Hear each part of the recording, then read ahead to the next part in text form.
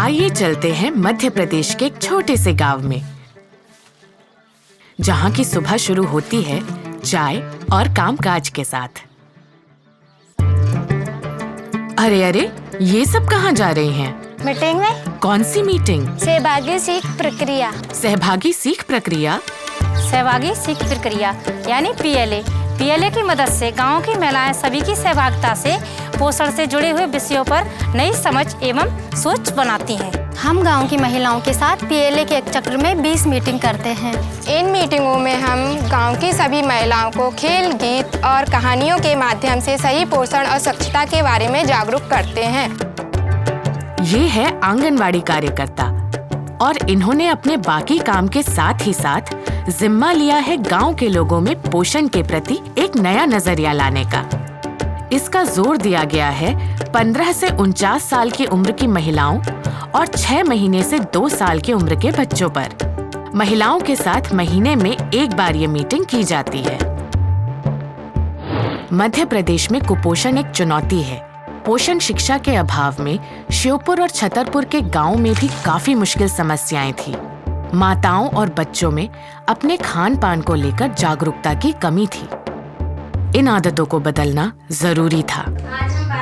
फिर आया PLA. PLA का मकसद था गांव में पोषण और आहार को लेकर व्यवहार परिवर्तन लाना, पर ये रास्ता इतना आसान ना था। अब निर्मा जी की ही कहानी सुन लीजिए। शुरू में निर्मा जी को मीटिंग में जाने से डर लगता था, तो उन्होंने अपनी सासू माँ को भेजना शुरू कर दिया।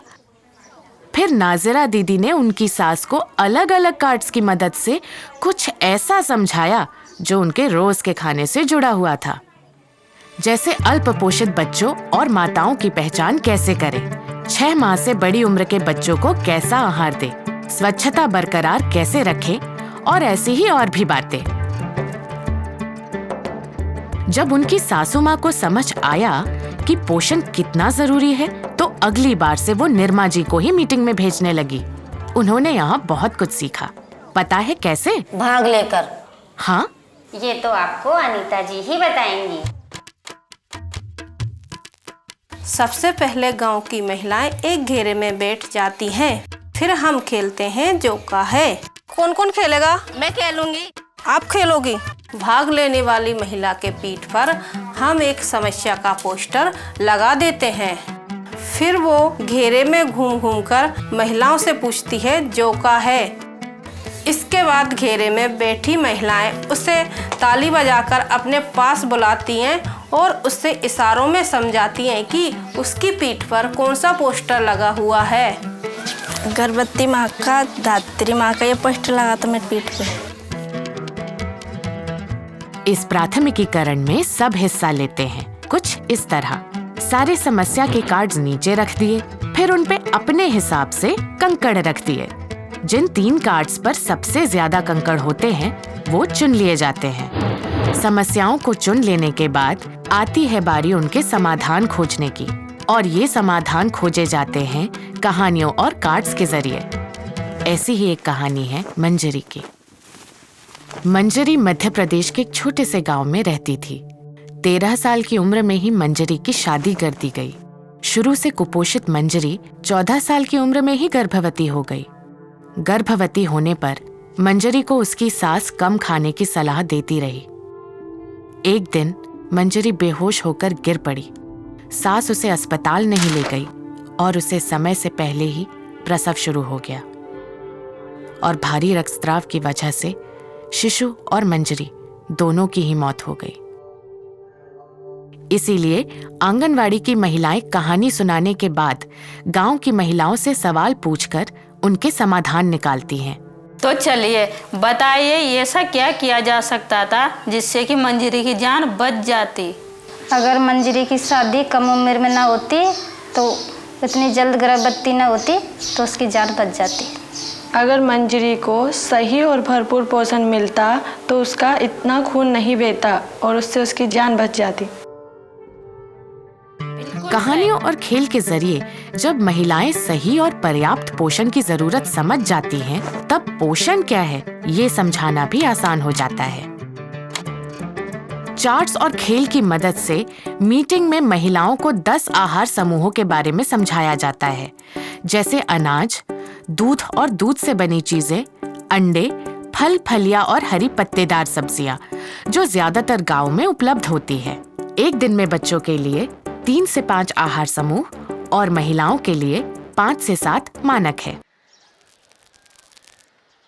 यहाँ के गांव फल, फूल और वनस्पति से भरपूर है। इसी बात को ध्यान में रखते हुए आंगनवाड़ी दीदी गांव की महिलाओं को इन स्थानीय चीजों का सही इस्तेमाल करना भी सिखाती हैं, जैसे महुआ, तिल और बाजरा। और इनमें से ही एक है आयरन और विटामिन से भरे मोरिंगा या मूंगे के पत्ते, जिसे कई तरह से बनाया जा सकता है। चाहे तो उसकी सब्जी बना लीजिए, या दाल में डाल दीजिए, या हरे धनिये की तरह किसी भी व्यंजन पर सजा दीजिए। पीएलए की बैठकों में महिलाएं खास रेसिपीज बनाना भी सीखती है। चलिए सुनते हैं कि ज्योति जी का क्या कहना है। मेरा बेटा कानू अब 1 साल का हो गया है। शुरू के 6 महीने तो मैंने उसे अपना दूध पिलाया और बाद में मैंने उसे बाकी चीज़ें भी खिलानी शुरू की, वही जो परिवार के बाकी सब लोग खाते थे, पर कानू कुछ खाया ही ना। फिर आंगनवाड़ी वाली दीदी ने समझाया कि बच्चों का भोजन हमारे भोजन से अलग होता है, तो उन्होंने बताया कि बच्चों के लिए ऐसा भोजन होना चाहिए जो खाने में भी स्वादिष्ट हो, पचने में भी आसान हो और वो आसानी से चबा भी सके, जैसे कि ये पौष्टिक मिक्स खिचड़ी। अब मेरा कानू खूब मजे से खाता है और तो और उसका वजन भी बढ़ गया है। पोषण शिक्षा की इन बैठकों में आकर गांव की महिलाएं आत्मविश्वास से पोषण के विषय पर चर्चा करती हैं। गांव-गांव में, मोहल्ले-मोहल्ले में आंगनवाड़ी कार्यकर्ता है, अब तो अच्छे से सिखाती है, तो वो हमारी महिला भी उनसे सीखती हैं और सीख के घर में भी करती हैं और दूसरों को भी बताती हैं। श्योपुर और छतरपुर के जो एक्सपीरियंसेस हैं हमारे, इसको हम लोग प्रयास करेंगे कि हम अन्य ज़िलों में भी रेप्लिकेट करें और यहाँ के जो कार्यकर्ताएं हैं, यहाँ के जो मास्टर ट्रेनर्स हैं, वो हमारे लिए अन्य ज़िलों में मास्टर ट्रेनर्स का काम करेंगे। गांव में अब पोषण के प्रति एक नई जागरूकता है। पीएलए के माध्यम से एक सुखद परिवर्तन हुआ है।